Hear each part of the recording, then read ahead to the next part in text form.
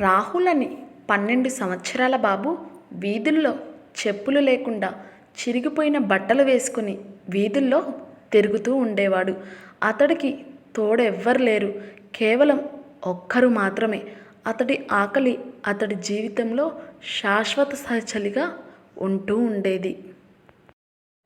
అతని మదిలో తరచుగా అతని యొక్క మామయ్య అయిన హరి గురించి జ్ఞాపకాలు మెదిలేవి. రాహుల్ నిజమైన ప్రేమతో చూసిన ఏకైక వ్యక్తి ఆయనే. కానీ వారి మరణం తర్వాత రాహుల్ జీవితంలో పోరాటమే మిగిలింది. అతడు చెత్త కుప్పలో తినడానికి వెతుక్కున్న అన్నం, దయాదాక్షిణ్యాలపై ఆధారపడేవాడు. కానీ ఆ జనాల్లో చాలామంది అతడిని పట్టించుకునేవారు కాదు. ఆ రోజు రాహుల్ వీధుల్లో తిరుగుతూ ఉండగా అతని దృష్టి ఒక వ్యక్తిపై పడింది. ఆ వ్యక్తి నల్లటి సూట్ ధరించి చేతిలో బ్రీఫ్ కేస్ పట్టుకుని వేగంగా నడుస్తూ ఉన్నాడు. అతని నడకను బట్టి చూస్తే అతడు చాలా త్వరగా ఎక్కడికో వెళ్ళాలి అనిపిస్తుంది. రోడ్డున దాటి వెళుతున్నప్పుడు అతడి జేబులో తోలుతో తయారైన ఒక పాకెట్ కింద పడిపోయింది. అతడి జేబులో తోలుతో తయారైన ఒక వ్యాలెట్ కింద పడిపోయింది. రాహుల్ వెంటనే ఆ విషయాన్ని గమనించి దానిని తీసుకోవడానికి కిందకి కూర్చున్నాడు. కానీ ఆ వ్యాలెట్ చాలా బరువుగా అనిపించింది. దాంతో అతడు ఆసక్తిగా దానిని తెరిచి చూశాడు. అందులో డబ్బులు కట్టలు, కార్డులు కనిపించాయి. ఒక్క క్షణం రాహుల్ కళ్ళల్లో వెలుగు మెదలాడింది. ఈ డబ్బుతో తనకు తినడానికి సరిపడా భోజనం మాత్రమే కాక మరికొన్ని అవసరమైన వస్తువులు కూడా కొనుక్కోగలరు అని వెంటనే అతడికి ఆలోచన వచ్చింది. అప్పుడు వెనక నుంచి గట్టిగా ఒక గళం వినిపించింది. ఓయ్ బాబు అని అంటూ ఉన్నాడు. రాహుల్ ఒక్కసారిగా వెనక్కి తిరిగి చూశాడు. ఆ సర్వం వాళ్ళకి పడేసిన వ్యక్తి. అతడు రాహుల్ ముందుకి వచ్చి అతడినే గమనించసాగాడు. నీదేనా అంటూ తడబడుతున్న చేతులతో ఆ వేళ్ళని అతడి వైపుకి చూపసాగాడు. ఆ వ్యక్తి పేరు కిషోర్. అతడు కొద్దిసేపు ఏమీ మాట్లాడలేదు. కానీ అతడి కళ్ళల్లో ఆశ్చర్యం మెరుస్తుంది. అవునా, ఇది నాది. కానీ నువ్వు దీనిని తీసుకొని పారిపోవచ్చు కదా. కానీ అలా చెయ్యలేదు ఎందుకు అని అడిగాడు రాహుల్. కాసేపు మౌనంగా ఉండి మెల్లిగా చెప్పాడు. మామయ్య నాకు ఎప్పుడు చెబుతూ ఉండేవారు, జీవితంలో నిజాయితీ మనకు ఉన్న అతిపెద్ద సంపద అని. మన దగ్గర ఏమీ లేకపోయినా కూడా నిజాయితీ, మంచి మనసుంటే చాలు అంటూ ఉండేవారు అన్నాడు. అది విని కిషోర్ నవ్వాడు. అతని చూపు రాహుల్ని పూర్తిగా పరిశీలించేలా కనిపించింది. రాహుల్ మాటలు, అభిప్రాయాలు అర్థం చేసుకోవడానికి ప్రయత్నిస్తున్నట్టుగా అనిపించింది. ఆ తర్వాత వ్యాలెట్ని తీసుకుని కొద్దిసేపు ఆలోచించాడు. ఆలోచన తర్వాత అన్నాడు, నాతో పాటు రా, నడుస్తూ మాట్లాడుకుందాం, పైగా కొంచెం తిని మాట్లాడదాం అన్నాడు. ఆ మాటలు విని రాహుల్కి కొంచెం సందేహించినప్పటికీ అతని వెంట తీసుకువెళ్తాడు. అది చాలా కాలం తర్వాత రాహుల్ పూర్తి స్థాయిలో భోజనం చేసిన రోజు. భోజనం చేస్తున్నప్పుడు కిషోర్ అడిగాడు, ఇక్కడ అసలు నువ్వు ఎందుకు ఒంటరిగా తిరుగుతున్నా బాబు, నీ కుటుంబం ఏమైంది అని అడిగాడు. రాహుల్ నెమ్మదిగా తన కథ చెప్పడం ప్రారంభించాడు. తన తల్లి విమల గురించి చెప్పాడు. తన చిన్నతనంలోనే తనని వదిలేసి వెళ్ళిపోయినట్లు వివరించారు. తర్వాత మామయ్య అన్న కిషోర్ గారి గురించి చెప్పాడు. వాళ్ళతో గడిపిన తన బంగారు రోజులను గుర్తుకు చేసుకున్నాడు. ఆ రోజుల్లో తనకు భయం అనేది లేకుండా ఉన్నట్టు అనిపించేది. కానీ మామయ్య చనిపోయిన తర్వాత రోడ్డున పడ్డాడు. ఇప్పుడు తన జీవితంలో రోజు భోజనం దొరకడం కోసమే ప్రయత్నించడమే జీవితం అయిపోయింది. కిషోర్ ఏ మాట లేకుండా శ్రద్ధ వింటూ ఉన్నాడు. అతని చూపు రాహుల్ రావభావాలను గమనిస్తూ ఉంది. ఏదో ఒక ఆకర్షణ అతనిని ఈ అబ్బాయిని గమనించడానికి ప్రేరేపించినట్టుగా అనిపించింది. అంతా విన్న కిషోర్ అన్నాడు, నువ్వు చాలా ధైర్యవంతుడివి, నువ్వు చాలా నిజాయితీగా అనిపిస్తున్నావు. ఈ రోజుల్లో ఇలాంటి గుణాలు చాలా తక్కువ మందిలో కనిపిస్తూ ఉంటాయి అన్నారు. కొంతసేపు మౌనంగా నాకు ఎందుకు తెలియదు కానీ మనమిద్దరం కలవడం మామూలు విషయం కాదు అనిపిస్తుంది అన్నాడు. రాహుల్ కిషోర్కెళ్ళి ఆశ్చర్యంగా చూశాడు. అతని కళ్ళల్లో ఏదో తెలియని ప్రశ్న కనిపించింది. కానీ కిషోర్ మాత్రం మరేం చెప్పలేదు. కానీ అతడి మాటల్లో ఏదో లీలమైన ఆకర్షణ ఉండటంతో రాహుల్ మనసులో ఆసక్తి కలిగింది. కిషోర్ మెల్లగా నవ్వుతూ తన గడియారం వైపు చూసి అన్నాడు, సరే ఇక నుంచి వెళ్దాం, నీకు ఇంకోటి చూపించాలి అని. రాహుల్ని అతడి వెనక వెళ్ళిన అతని మనసులో అనేక సందేహాలు మిగులుతున్నాయి. కిషోర్ గారు నాకు నిజంగానే సహాయం చేయాలనుకుంటున్నాడా, లేకపోతే అతను నాకు ఏదైనా హాని చేస్తాడా అని అనుకుంటున్నాడు. పని ఆలోచనలతోనే ఇప్పుడు అతనితో వెళ్తే బహుశా అక్కడికి సహాయం చేస్తే తన జీవితమే మారిపోతుంది అన్న ఆశతో అతను ధైర్యం చేసి అతని వెంట వెళ్ళాడు. అక్కడికి వెళ్ళిన తర్వాత అతడు ఎంతో ఆశ్చర్యపోయాడు. తన వెంట తీసుకువెళ్ళిన కిషోర్ ఒక పెద్ద ఇంటికి తీసుకెళ్ళాడు. ఉంది కానీ లోపల అడుగు పెట్టగానే అతడికి ఒక విచిత్రంగా అనిపించింది. గోడలు అందంగా ఉన్నాయి, ఫర్నిచర్ క్రమబద్ధంగా ఉన్నాయి, ఫర్నిచర్ క్రమబద్ధంగా అమర్చబడి ఉంది. కానీ ఇంట్లో ఎవ్వరు లేరు అని కనిపిస్తుంది.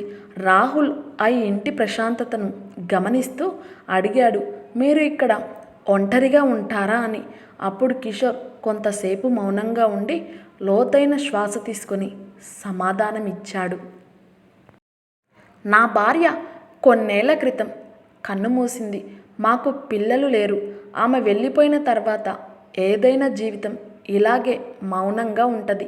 ఈ మాటలు విన్న రాహుల్ కిషోర్ వైపు చూశాడు. ఒంటరితనం ఎంత బాధ అనిపిస్తుందో అతనికి కూడా తెలుసు. తర్వాత రాహుల్ అడిగాడు, మీరు ఎప్పుడైనా అనుకున్నారా మీ భార్య చనిపోయినా కూడా ఇక్కడ మిమ్మల్ని చూస్తున్నట్టుగా అనిపిస్తున్నట్టు అని అడిగారు. ఆ మాటలు విన్న కిషోర్ ఒక్కసారి ఉండవచ్చు, కొన్నిసార్లు నాకు అలాగనే అనిపిస్తుంది, కానీ ఇక్కడే ఉండి దారి చూపిస్తున్నట్లుగా ఉంది అన్నాడు. ఆ ఇద్దరి మధ్య మరికొంతసేపు నిశ్శబ్దం చోటు చేసుకుంది. కానీ ఇది అసహజమైన శబ్దం కాదు. ఇద్దరి బాధలు అర్థం చేసుకున్నట్లుగా అనిపించింది.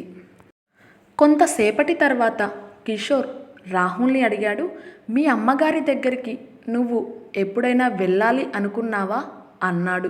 ఆ మాటలు విని రాహుల్ కళ్ళల్లో ఒక్కసారిగా కోపం కనపడింది. కొంత కోపం మరియు బాధతో అన్నాడు, లేదు, ఆమె నన్ను ఒంటరిగా వదిలేసి వెళ్ళిపోయింది. నాకు ఆమెపై ఎటువంటి ప్రేమ లేదు. రాహుల్ సర్వంలో తాగి ఉన్న ఆవేదనను చూసి స్పష్టంగా తెలుసుకున్నారు. ఇంత చిన్న వయసులో ఎన్ని కష్టాలు అనుభవించాడో అతడికి అర్థమైంది. ఆ రాత్రి రాహుల్ సోఫాపై నిద్రపోతూ ఉండగా కిషోర్ మాత్రం తన గదిలో అశాంతిగా పడుకున్నాడు. రాహుల్ చెప్పిన మాటలు అతని మనసులో పదే పదే ప్రతిబింబించాయి. రాహుల్ గురించి ఆలోచిస్తూ అతడు నిద్రపోతూ ఉన్నాడు. అప్పుడు కలలో అతడికి తన భార్య కనిపించింది. ఆమె చాలా ప్రశాంతంగా చిరునవ్వుతో మృదువైన స్వరంతో మాట్లాడింది. కిషోర్, ఆ బాలుడికి మీ సహాయం అవసరం, అంతేకాక బహుశా మీకు కూడా అతని యొక్క అవసరం ఉంది. అతడిని మీ జీవితంలోకి రానివ్వు. ఈ సంఘటన యథాచకం కాదు.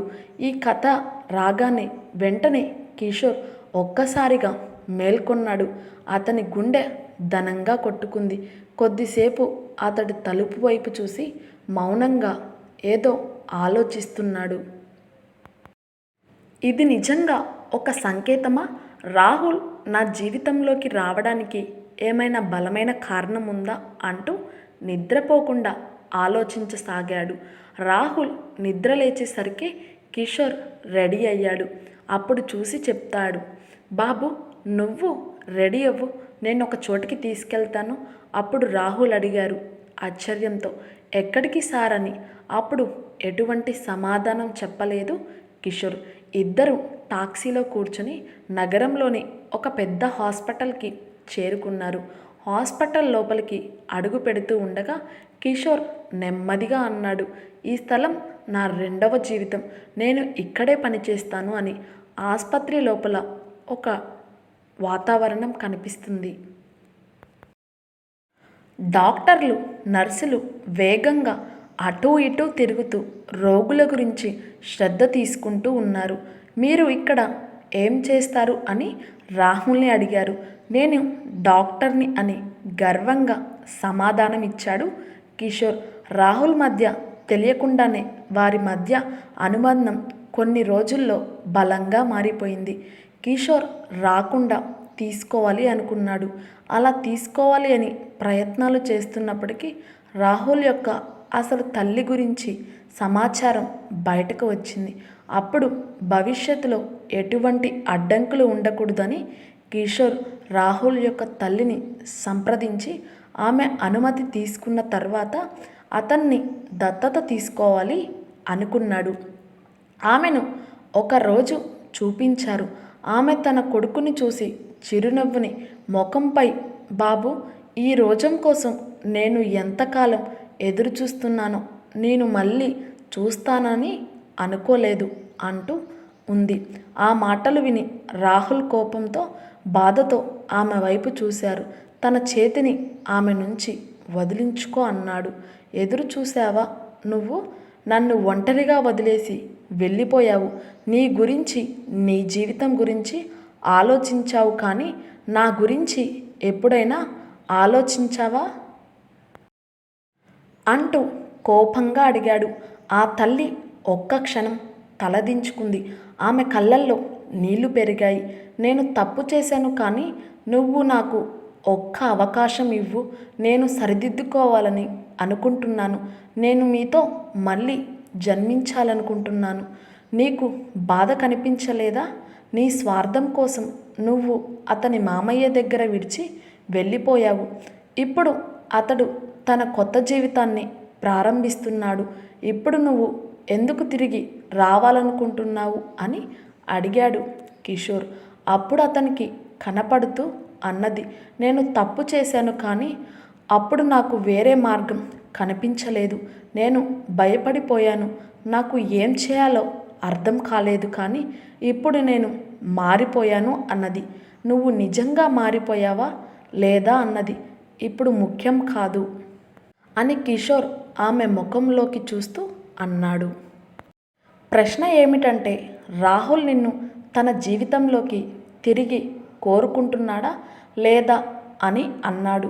రాహుల్ తల్లి వైపు చూశాడు. అతని లోపల భావోద్వేగంగా చెప్పాను, బాధ అలాగే ఎక్కడో ఒక చోట ఉంది.